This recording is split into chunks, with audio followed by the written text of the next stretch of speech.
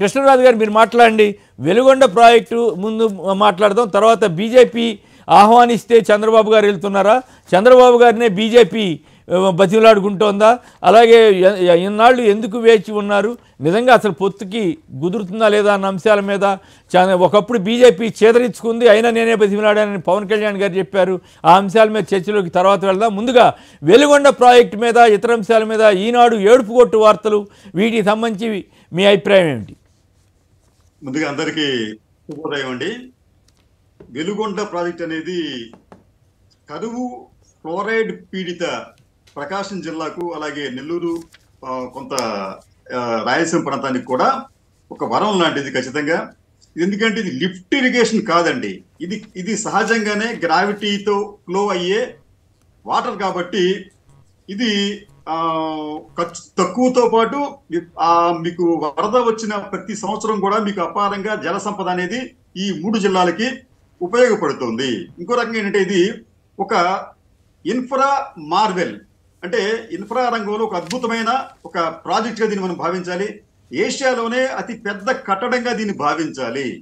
అయితే ఇక్కడ జరుగుతుంది ఏంటంటే, ఇక్కడ ఈ చంద్రబాబు నాయుడు గారు అనుకో, వారి పార్టీ, వారి పత్రిక, వారు ఏమంటున్నారంటే మళ్ళీ నేను అధికారంలోకి వస్తే నీళ్ళు ఇస్తానని చెప్పి జగన్మోహన్ రెడ్డి అన్నట్టుగా ప్రచారం చేస్తారు. ఈ రోజు ఈనాడు కూడా అది చెప్పింది ఒక హెడ్డింగ్ లో. అయితే అది కేవలం ఫ్లడ్ వాటర్ మీద డిపెండ్ అయిన ప్రాజెక్టు, మనం మర్చిపోకూడదండి. ఈ ఫ్లడ్స్ అనేవి మనకి ఎప్పుడు వస్తాయండి? జూలైలో, జూన్, జూలై, ఆగస్టులో మనకి ఫ్లడ్స్ వచ్చినప్పుడు ఖచ్చితంగా ఆ వాటర్ అంతా కూడా ఈ 2 టన్నుల ద్వారా ఆంధ్రప్రదేశ్లోకి ప్రవేశిస్తాయి. ఆ ప్రాంతాలకు సంబంధించి ప్రధానంగా 4 ప్రయోజనాలని ఫుల్ఫిల్ చేయబోతున్నాయండి. ఒకటి ఇరిగేషన్ సుమారుగా మనకది 4.5 లక్షల ఎకరాలకు ఇరిగేషన్ అక్కడ మీకు రాబోతుందండి మీకు. అలాగే దాదాపు 15-16 లక్షల మందికి నీటి సదుపాయం లభిస్తుందండి ఇది. ఇంకోటి ఏంటంటే, ఈ ఫ్లోరైడ్ పీడిత ప్రాంతాలని మీకు మార్కాపురం, ఎర్రగొండపాలెం, గిద్దలూరు, కనిగిరి, దర్శి, కొండపి, కందుకూరు ఈ నియోజకవర్గాల పరిధిలో 1657 గ్రామాల్లో వారికి సురక్షిత మంచినీరు లభిస్తుంది. కాబట్టి ఫ్లోరైడ్ పీడిత ప్రాంతంగా కూడా ఆ ప్రాంతం మారబోతోంది. ఇది కాకుండా మీకు ఇతరత్ర ఇంకొక ముఖ్యమైన అంశం ఏంటంటే, ఈ ప్రాజెక్టు వలన మీకు ప్రకాశం ఇండస్ట్రియల్ టౌన్షిప్ దానికి కూడా దాదాపు వారు 1.5 టీఎంసీలు, అంటే శతకోటి ఘనపడుగుల నీటిని ఇవ్వబోతున్నారు. దీనికి ఇది చాలా ముఖ్యమైన అంశం సార్. ఇక్కడ మనం మర్చిపోతున్న ఈ విషయాన్ని కూడా, ఎందుకంటే ఇది వైజాగ్ చెన్నై ఇండస్ట్రియల్ కారిడార్ లో భాగంగా ప్రకాశం ఇండస్ట్రియల్ టౌన్షిప్ అనేది నిర్మిస్తున్నారు. దీనికి కేంద్ర సహాయం కూడా ఉంది. దీనికి నీరు ఇవ్వటం వల్ల ఏమవుతుందంటే, ఆ ప్రాంతంలో మీకు పరిశ్రమలు ఏర్పడబోతున్నాయి త్వరలోనే. ఫలితంగా దీనికి ఏమవుతుందంటే, దాదాపు 14,230 ఎకరాల్లో ఈ ప్రకాశం ఇండస్ట్రియల్ టౌన్షిప్ అనేది వస్తుంది. దీనికి సుమారుగా 10,859 కోట్ల రూపాయలు ఖర్చు చేయబోతున్నారు. ఇలా ఖర్చు చేయడం వలన భవిష్యత్తులో మనకి 4.3 లక్షల కోట్ల మేరకు పెట్టుబడులు వస్తాయండి. 4.3 లక్షల కోట్ల మేరకు, అంటే మన ఆంధ్రప్రదేశ్ బడ్జెట్ కన్నా కూడా ఇంచుమించు రెట్టింపు అంత పెట్టుబడి వస్తుందని చెప్పి అనేది ఒక అంచనా. ఇది కేంద్ర ప్రభుత్వం వేసిన అంచనా, మనం వేసింది కదండి ఇది. రెండోది, ఏడాదికి ఈ ఇండస్ట్రియల్ కేవలం ప్రకాశం ఇండస్ట్రియల్ టౌన్షిప్ నుంచే దాదాపు 24,000 కోట్ల రూపాయల విలువైన వస్తువులను ఎగుమతి చేయవచ్చు.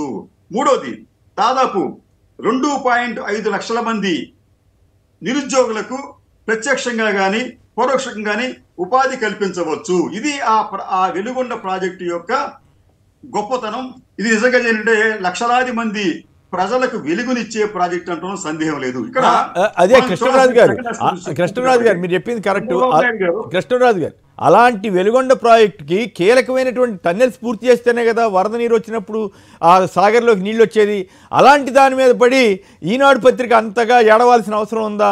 ఇంత దారుణంగా, ఇంత నీచంగా మారి మంచి కార్యక్రమం జరిగినప్పుడు కూడా ప్రతిరోజు అంతే, ప్రతిరోజు ఏదైనా మంచి పని చేస్తే దాని మీద బురదేయటం, దాని మీద విషం చెమ్మటం, ఎట్లా దీన్ని మీరు ఎట్లా చూస్తారు?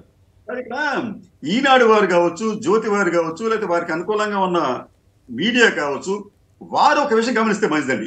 ఈ మొత్తం టన్నెల్ 37.587 కిలోమీటర్లు ఉంటే దీంట్లో చంద్రబాబు నాయుడు గారు మీకు ఎప్పుడు 1996 మార్చి 4 శంకుస్థాపన చేసి ఆ తర్వాత ఆయన 9 ఏళ్ల పాటు అధికారంలో ఉండి, ఆ తర్వాత మళ్ళీ ఇంకొక 5 సంవత్సరాలు అధికారంలో ఉండి, ఆయన పూర్తి చేసిన ఎంత అంటే కేవలం 6.68 కిలోమీటర్లు.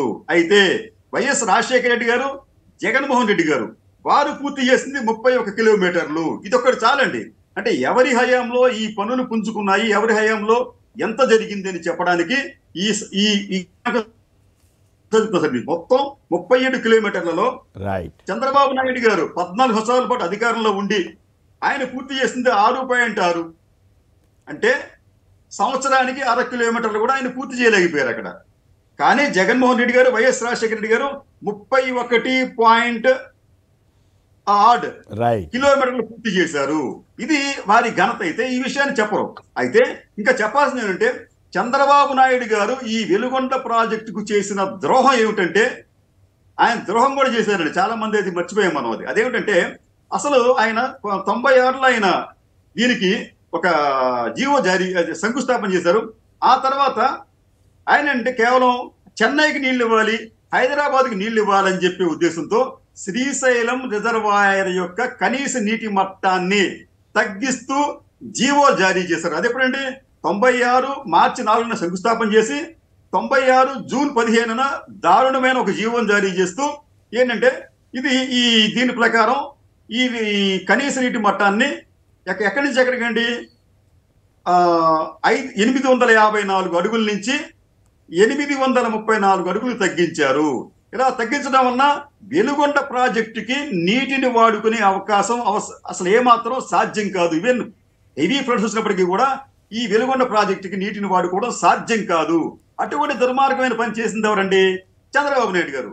జీవో నెంబర్ 669 1996 జూన్ 15 జారీ చేశారు. ఆ తర్వాత దీనిని మళ్ళీ వైఎస్ రాజశేఖర రెడ్డి గారు రెక్టిఫై చేశారు. మళ్ళీ ఆ పాత జీవోని రద్దు చేస్తూ ఆయన మళ్ళీ 2004 సెప్టెంబర్ 25న జీవో నెంబర్ 107 జారీ చేసి మళ్ళీ ఆ కనీస నీటి మట్టాన్ని 854 అడుగులకు పునరుద్ధరించడం వలన ఈ వెలుగొండ ప్రాజెక్టు నిజానికి చంద్రబాబు నాయుడు గారు జారీ చేసిన జీవోని ఇప్పటికీ కూడా ఇంప్లిమెంట్ చేస్తుంటే ఆ వెలుగొండ నుంచి మనకి ఒక్క చుక్క కూడా నీరు వచ్చేది కాదు.